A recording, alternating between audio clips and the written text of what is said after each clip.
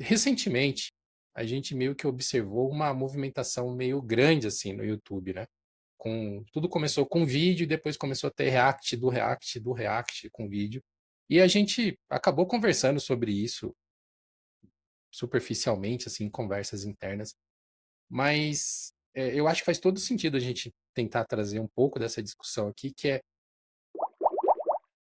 teve essa movimentação de dizer, ok, hoje em dia não vale a pena YouTube, hoje em dia não vale a pena trabalhar com criação de conteúdo. Tipo, eu tenho uma resposta, acho que muito clara sobre isso, você com certeza também tem uma, assim, mas, sabe, pensando no cenário atual e vendo, sabe, os canais jovens de YouTube que estão surgindo no nosso segmento ou não, assim, você acha que é viável para alguém que quer começar a empreender hoje? Tipo, você acha que o YouTube continua sendo viável para essa pessoa, mesmo que não seja na área de tecnologia?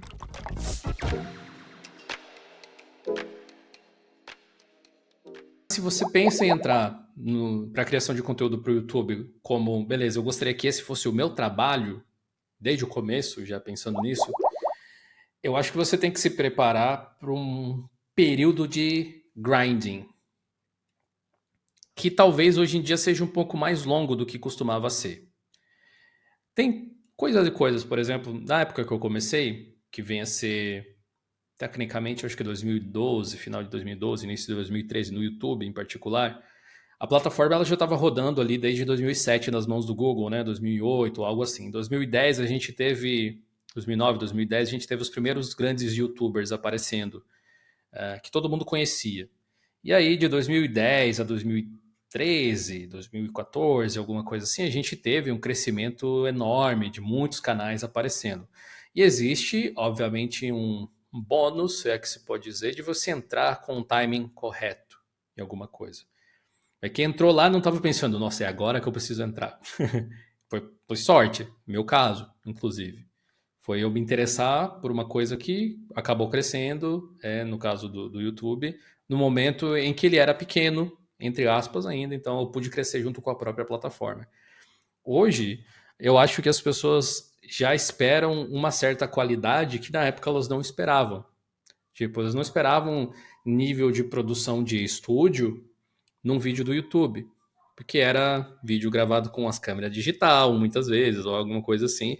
Só canais realmente maiores, ou que estavam visionando muito esse tipo de coisa, se esforçavam mais nisso. A edição era simplificada, não existia muito estudo em cima de como apresentar um vídeo, de como trabalhar no YouTube como uma plataforma de marketing. Todos esses elementos estavam se misturando. Como não tinha muitos canais, a receita mesmo sendo menor na época de anunciantes, ela era dividida entre menos pessoas. Por isso que o valor por view era maior e aí as pessoas podiam ganhar um pouco mais de dinheiro. Então, realmente, aquilo era um cenário diferente, só que você não tem como voltar para lá para dizer só daquele jeito vale a pena. Que você pode encarar a realidade hoje. Hoje, as pessoas já esperam um certo nível de qualidade. No mínimo, você precisa ter um microfone bom. Aquele microfone chiado que eu tinha quando eu comecei, isso não é mais tolerável, sabe? Até porque celulares evoluíram muito, então você consegue ter um mínimo de qualidade de imagem com uma certa facilidade. E justamente por todo mundo não, né? Seria um exagero, uma hipérbole desnecessária, mas por muita gente querer se tornar criador de conteúdo, por ter visto o sucesso de tantas outras pessoas, naturalmente você está fatiando o bolo em mais pedaços.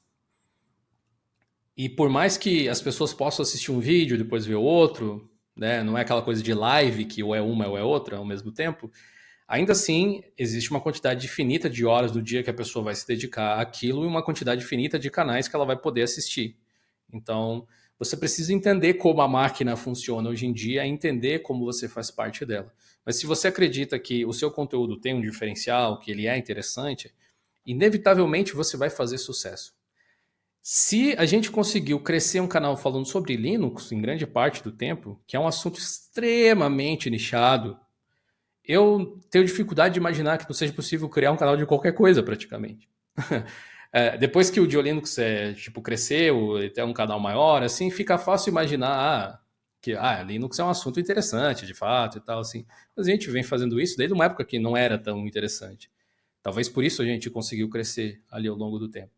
Acho que manejar aí as expectativas é uma parte interessante. Se você começar hoje, pensando no negócio, você já precisa tentar entender que você não deve depender do AdSense. Você deve encarar ele como um bônus, um extra. Existem casos onde os YouTubers dependem exclusivamente disso, e eu acho extremamente arriscado, mas existe.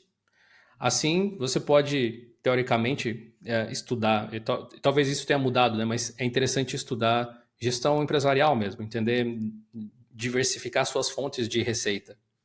Nem que seja a parte dos membros. Se você tiver uma comunidade engajada pequena, você pode ter diversos membros que te apoiam financeiramente o suficiente para você pagar o seu aluguel, as suas contas e viver uma vida boa. E aí, se você conseguir desenvolver o seu projeto a partir daí, entrar marcas que podem patrocinar, esse tipo de coisa, você já precisa considerar esses elementos, que era uma coisa que a gente não considerava na época, eu acho. Acho que esse é o principal ponto de diferenciação. Ou você entra meio amador e apaixonado, e aí você acaba dando certo porque você faz as coisas de forma muito apaixonada, ou você já entra sabendo que vai ter que ser resiliente, pensando em negócio e tratando a plataforma da forma com que ela funciona hoje. E a gente pode falar mal do YouTube por estar pagando menos hoje? Pode, adoraria receber a quantidade que a gente recebia equivalente lá em 2013, 2014. Nossa, daria para contratar mais umas 2 pessoas, pelo menos, eu acho, se a gente recebesse a mesma quantidade. Mas isso simplesmente não existe mais.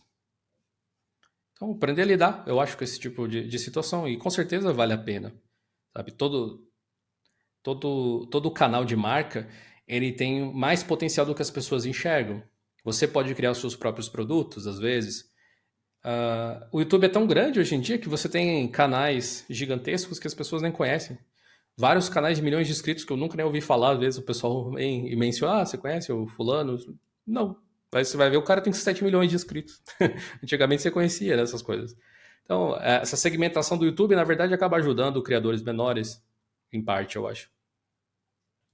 Eu fui dar uma pesquisada aqui e eu vi que o vídeo mais antigo que hoje está disponível no canal de Linux é de 10 de julho de 2013. E ele é um gameplay de um jogo chamado Life Goes On. Ou, se a gente for traduzir, né, a vida continua. Muito E quando, apropriado.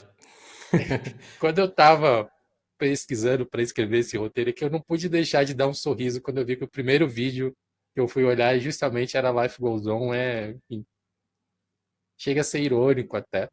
No final de 2012, início de 2013, foi quando a Valve lançou a Steam para Linux. Tipo, a revolução, né? Começo de tudo. Eu posso dizer, eu vi com os meus Eu próprios estava lá. olhos. Eu estava lá.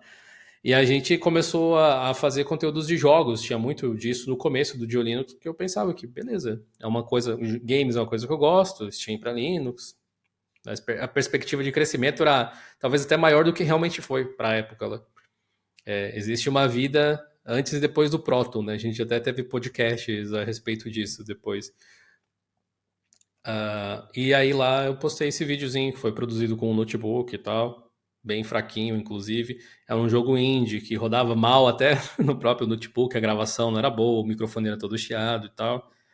Mas foi a primeira vez que eu tentei fazer algo assim, pensando produzir pro canal falando. Porque antes os vídeos desses do site e tal, eles não eram tipo um tutorial igual a gente faz hoje, que é pegando você pela mão e dizendo, olha aqui, seja bem-vindo, clica aqui, vai lá. Não, era tipo só a captura de tela fazendo o negócio, uma forma visual de exemplificar o que a gente estava escrevendo em texto. Então, aquele vídeo foi bem marcante, ele foi o primeiro, e por isso que eu fiz questão de deixar ele lá.